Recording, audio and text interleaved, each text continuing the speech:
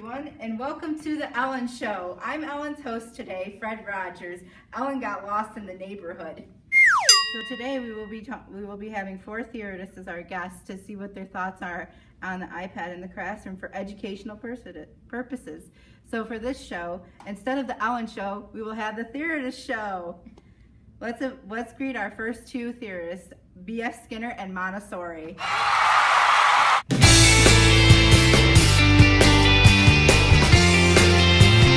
It's great to see both of you today. We are so happy to be here, especially since we were provided with cookies. Oh, we know how much you like rewards, BF. So, we are here to discuss the hot button topic of technology in our classrooms. The 2 of you are very well known and respected theorists. For those who don't know who you are, can you enlighten us on your different theories, since some may not be aware of them? Well, I believe that the best approach to teaching young children is child-centered as well as a prepared learning environment. This allows the children to sense learning and explore their environments creatively. In my approach, I feel that children need to be the ones taking the lead with their learning. We need to supply the children with tools to let them use their imagination to direct what they need to do with these tools. Overall, I believe that children should grow up and learn without too many restrictions. But as educators, we still need to supply a structured environment to promote their independence and their critical thinking skills. Those are some great points, Maria. I like how you focus on the child as a whole. What about you, BF?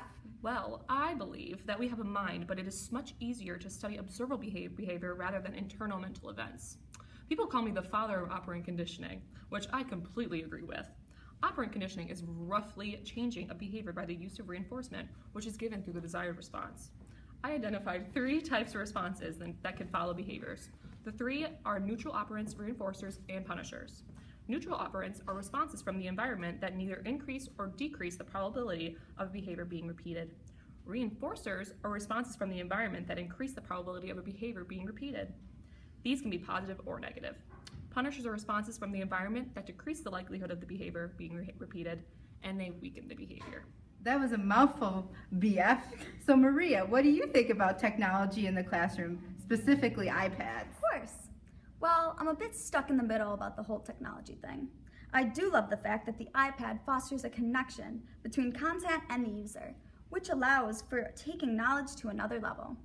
I also would regard myself as a bit of a geek, so all of this great technology is extremely exciting and interesting. I am almost always trying to create a new game by working with a variety of different materials to create some kind of self-teaching gadget. I've always believed that the interests of the child should go before any kind of curriculum, and as of right now, the interests of children have to do with technology, especially the iPad. So I feel that as of right now, iPads and technologies, like it or not, what I believe to be tools for tomorrow's minds. Apps that I feel are great for the learning of the development of children would be the apps Alpha Maze and To Do Math. These apps take my ideas and put them to good use in technology. I enjoy To Do Math to help teach children their numbers by tracing them, and the To Do Math app relates to my principles. The Alpha Maze app incorporates my improving 5 motor skills and helps the child master the alphabet through exposure and repetition. So what do you find wrong about iPads and technology? Well, a problem I do find with the iPads and technology is a lack of hands-on experiences. For example, if I was to teach children about oranges or any kind of fruit, I wouldn't just teach them through technology. Technology and iPad should be used to supplement and further these concepts, but should not replace them entirely. So, I would bring my students to a grocery store or to a farm that would allow them to experience the touch, taste, and sounds. And then, after, allow the students to use the iPad and technology to further the knowledge. Also, not all apps are for children, and because iPads are so versatile, I warn families and caregivers that if you are to buy your children tablets, make sure you have the knowledge of what the apps are appropriate for your children and what the apps will benefit them as the learners. Although the iPad is a great resource, it doesn't compare to the real-life experiences that are waiting just outside. This is why my apps do not connect to social networking, do not enable in-app purchases, and make it safe for kids to use with minimal adult distraction. Very well said, Maria. What do you think, BF? All of this new technology is great. Some apps that I love to use are Candy Crush, Bejeweled, and Angry Birds. I'm intrigued that all 3 types of my responses are included in these apps. In Angry Birds, you can either overshoot or undershoot your target. While playing the games, you are given positive and negative reinforcement while trying to achieve the goal of crushing all of the green things before running out of lives. The player has to learn how the different birds work and then use them to their advantage in pursuing the goal. I absolutely love all games that have some kind of collectible items, such as coins, stars, or jelly beans, Candy Crush. In most of the games, you are able to use these collectible items to buy new items or to get farther in the game. I love to see these in games because it is following the ideas of my positive reinforcement theories. This is what I hate about these certain games. We shouldn't be sugarcoating learning. No pun intended. We should be shaping children's behavior through external prizes and punishments, which BF overbelieves otherwise. Instead, children should be using apps that the process in itself is rewarding. Well, I see we have a bit of a disagreement here. What do you think, BF? Well, I believe, Fred, that the fact that there are so many apps and games on the iPad that have to do with the ideas of positive and negative reinforcement is my only response to Maria's statement. These games would not be made or be so popular if they didn't work. BF is correct about the popularity of these games. Their popularity does not make them beneficial to the learning of the child. Well, it does not look like you two are ever going to see eye to eye on this subject. Can you two at least agree about technology and its importance in general? I believe we can. I think we both can agree that technology is a great tool for children when used correctly. I guess whatever you feel is correct. Yes, when technology is used correctly, it can be extremely beneficial tool for children and their Well, learning. safe to say that was a very enlightening conversation, and I want to thank you both for taking time out of your busy schedule to come talk to me today. Of course, Fred, it was a pleasure. And I would just like to add that if we can free the child's potential, then we will transform him into the world. Thanks, Fred. I'm gonna get some more cookies. Well, thank you. Let's give Maria and BF a round of applause.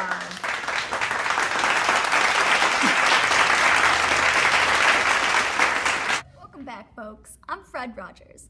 Might look a little different, but this is Hollywood. Now let's give a warm welcome to our two other well-known and regarded theorists, Jean Piaget and Lev Vygotsky.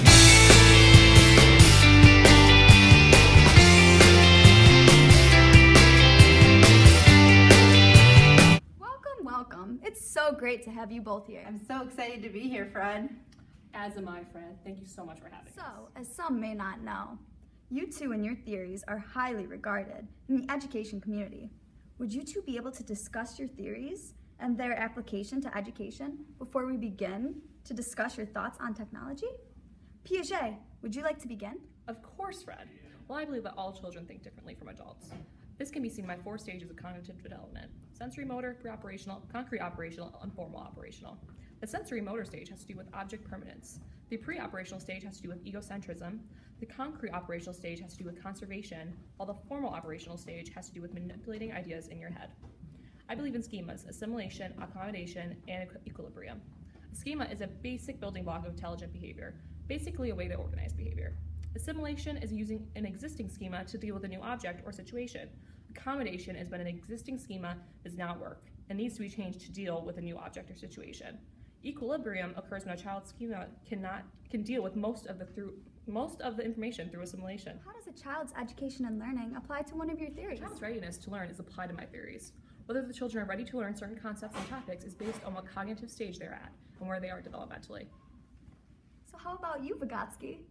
Well, my theories stress the role of social interaction in the development of cognition.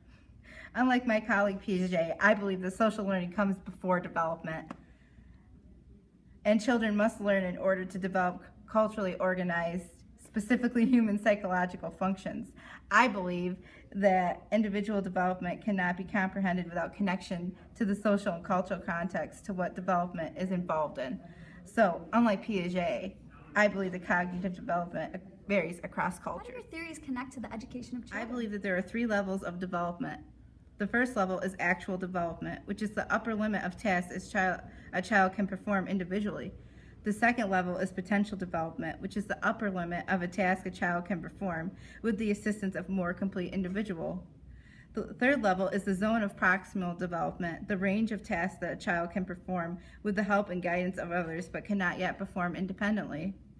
I believe that reciprocal teaching is the way to go in the classroom when improving the ability of children in learning content from the text. I believe that there should be a high interaction with the teacher and the parents in the child's life.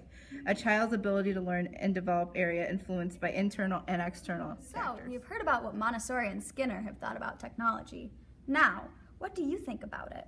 Piaget, can you start if you I would wish? love to. First of all, I believe that technology will have absolutely no impact on the child's development. Those children that are born in the age of technology will develop the same as children who were born 100 years prior. So for that reason, I don't find there to be much wrong with technology because it has no impact on the child and their development, and therefore it doesn't impact a child's ability to learn. Also, I love that these devices have cameras because they can bridge the concrete to the symbolic. What about technology and the iPad, in particular, apply to your theories? The concept of the home key is probably the biggest contribution to my theories because of the control it offers the child. The button makes it possible for children to get out of whatever they're doing. I also love the apps ABC Math, ABC Actions, and Motion Math. ABC Action applies to linking forms of language by pairing words with photos or videos of meaningful objects. Motion Math applies to self-correcting problems that dynamically adjust by fingertips-driven self-correcting math manipulatives. The better you do, the harder the challenge. So what don't you like about technology? In particular, What I'm not really a fan of is that there are some apps that imply acceleration of development, even for infants. Development is the same for all children. There is no way that development can be accelerated from an app. I also feel that children are becoming more interested in the iPad and technology than actual living things. This is problematic because technology can never replace real-world experiences such as tasting an apple. Piaget, you are as informative as ever. Thank you. And how about you, Vygotsky? What do you think about technology? Well, I feel like there's a lot to get excited about when it comes to technology. Can you imagine the possibilities of the fact that information between different geographical and cultural chasms can be passed along at the speed of light? The ability for cross-cultural communication because of technology is right up my alley. The fact that these video games have leaderboards, shared reviews, and blogging is very exciting because it is coming from a variety of people in all different cultures, all coming together as one. With technology, educators can have their own virtual mentor and have unlimited abilities for professional development. What about technology and iPads in particular to the application of Social your media theories? apps such as Facebook, Twitter, Skype, YouTube, and Google Docs are great examples of applications that provide a place that information can be transmitted across a variety of boundaries. These boundaries, geographical, social, and socioeconomic, apply to my theories. For example, someone who has a lot of knowledge on science topics can upload a video to YouTube, explain these to people who may not have a lot of knowledge on the subject.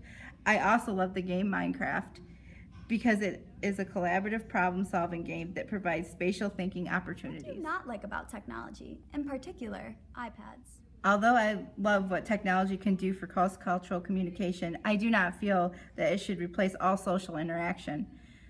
Social interaction is an imperative for development and it cannot be replaced by technology. A conversation on the internet is not the same as having a conversation with someone face-to-face. I would just like to thank both of you for taking the time out of your busy lives to come speak with me this afternoon and to share the world your thoughts on technology and education. I'd like to thank all my guests today and we'll see you all tomorrow.